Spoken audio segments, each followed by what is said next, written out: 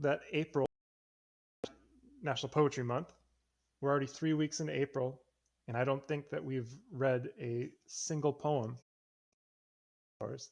That changes today. Today, Concord Hymn by Ralph Waldo Emerson was sung at the completion of the Battle Monument, July 4th, 1837. Concord Hymn is a poem that Ralph Waldo Emerson wrote about Concord, Massachusetts. Concord is a town in Massachusetts. It's where I went to middle and high school. And if you look at this picture, so we have a bridge here, and there are some people on one side of the bridge, and they're shouting, and they have swords and guns, and you have some other people on the other side of the bridge. They've got swords and guns, and they're all dressed the same. What are they all doing at this? We're going to think about that. And let's listen to Ralph Waldo Emerson's poem. Now, as we are reading this poem, one thing I'm going to do is I will read a stanza. A stanza is like a paragraph in a poem. So we'll read through the stanza, and then I want to go back through and see if we can notice the nouns and the verbs, so we can try to make sense of. They're going to change some of the structure of the sentences a little bit, but I think if we look at the nouns and the verbs, we'll be able to make sense of this older language and also get an idea of what was going on back in Concord on that bridge. So here we go. By the rude bridge that arched the flood, their flag to April's breeze unfurled, here once the embattled farmers stood and fired the shot heard round the world. So we're going to start with the nouns first. What I'll do is I'm going to find each noun and I will highlight it in blue. And then we'll think, what were those nouns doing? We'll find the verbs. Okay. So rude bridge. Okay, a bridge is a thing that people can stand on. So I'm going to turn that into blue. By the rude bridge that arched the flood. So we'll do the flood, right? Their flag. Okay, so flag is another thing. To April's breeze, the month of April, right? We know that cold air, that wind, April's breeze unfurled. Here once the embattled farmers, so farmers are people who grow things, grow food. So here once the embattled farmers stood and fired the shot heard round the world. So we did it. We found all our nouns. Great. So all our nouns are in blue. And for our next trick, we're going to go through to find some of the verbs. We can figure out what these nouns did or what happened to the nouns. Now, this took place a long time ago, the events of this poem. Ralph Waldo Emerson lived a long time ago, almost 150 years ago, maybe more than 150 years ago. Okay? So as we're reading this poem, we're going to try to find the verbs. We're going to think about the past tense. A lot of those past tense verbs are going to end in ed, like an ud sound or a t sound. So we'll try to make sense of that. All right? So let's go back through it. By the rude bridge that arched in red, arched the flood, their flag to April's breeze unfurled. There's that ed again. Here once the embattled farmers stood. That's what they did. and they fired the shot heard round the world. And I'm going to underline this one, embattled. I'm going to underline this heard. We'll come back to those later. The foe, long since, in silence, alike the conqueror, silent sleeps. And time, the ruined bridge, has swept down the dark stream which seaward creeps. So we'll start with the nouns, right? Get the nouns going. So foe is going to be this word, foe. It means like an enemy. Okay. In silence, silence. We see this word in as a preposition. So any word after the preposition is going to be a noun. The conqueror. Okay.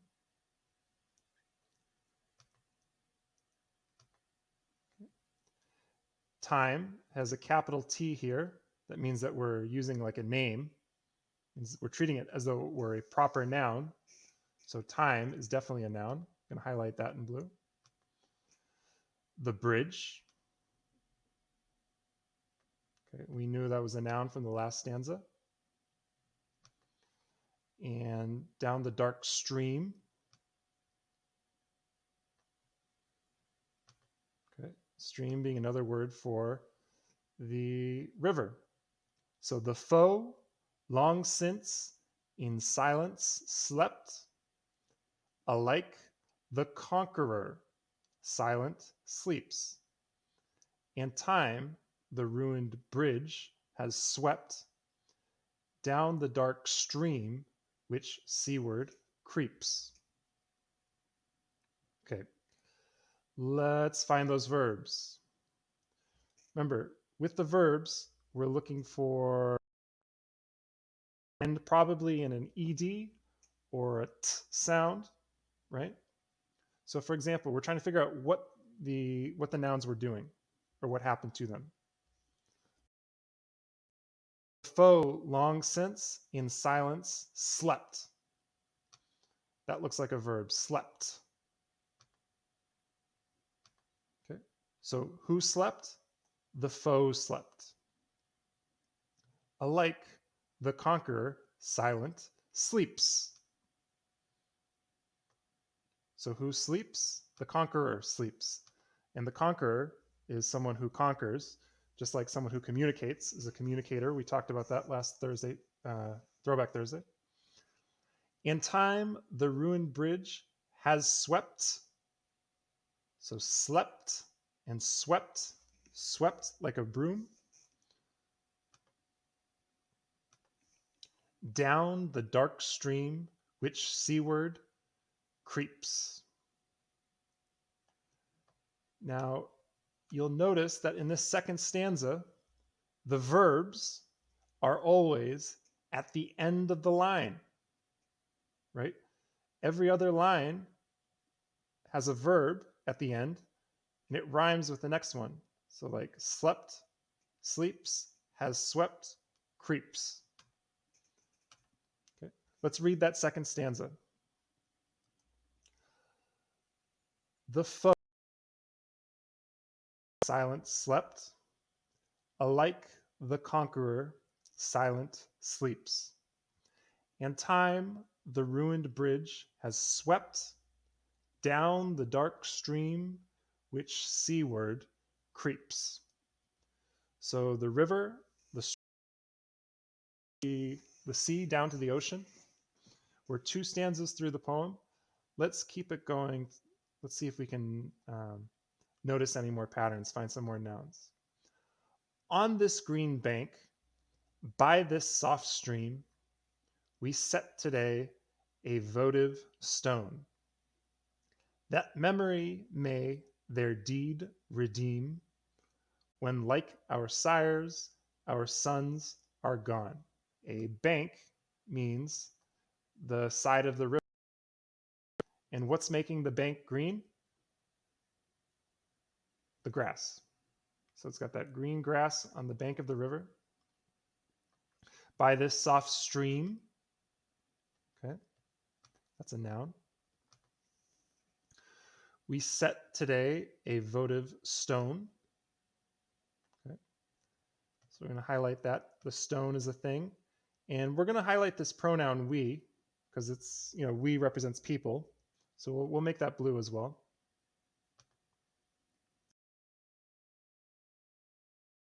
May their deed redeem.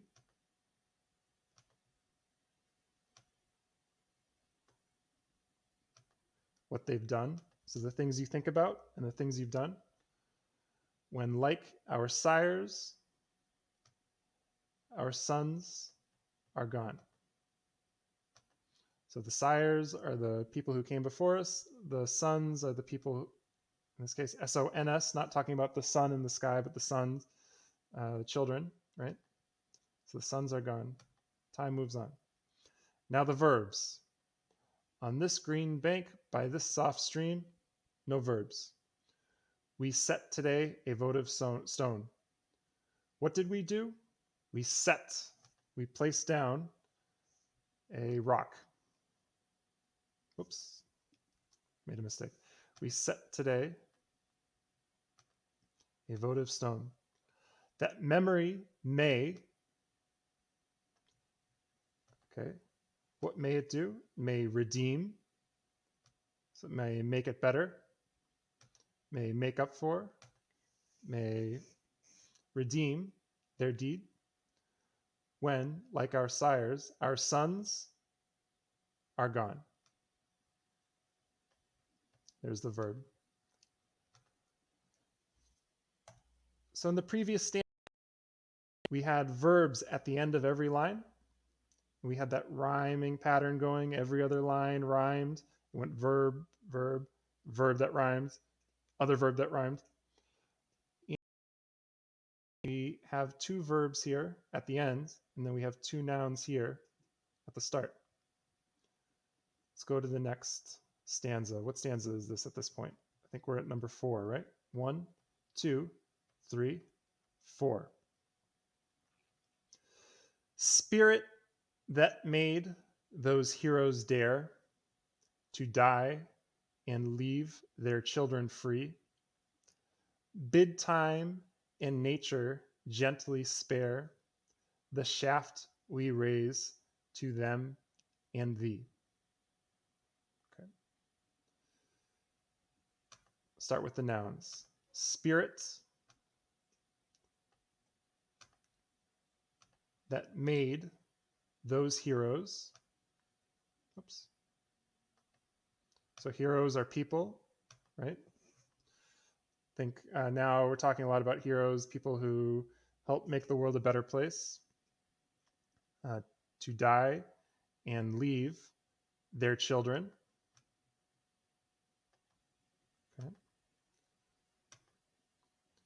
Bid time in nature. Very interesting. So once again, we're using capital T for time, capital N for nature, because we are treating these as though they are, the names of things, like the name of time, the name of nature. We're personifying them, treating them like people. Bid time and nature gently spare the shaft we raise to them. It's a pronoun. And thee, which is another way of saying you. It's like an old-fashioned way of saying you, so that's another pronoun. So spirit that made, so the spirit made the heroes do what? Made the heroes dare, act in a brave way, to die,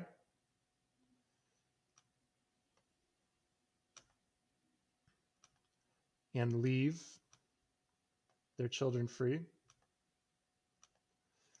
Bid time and nature gently spare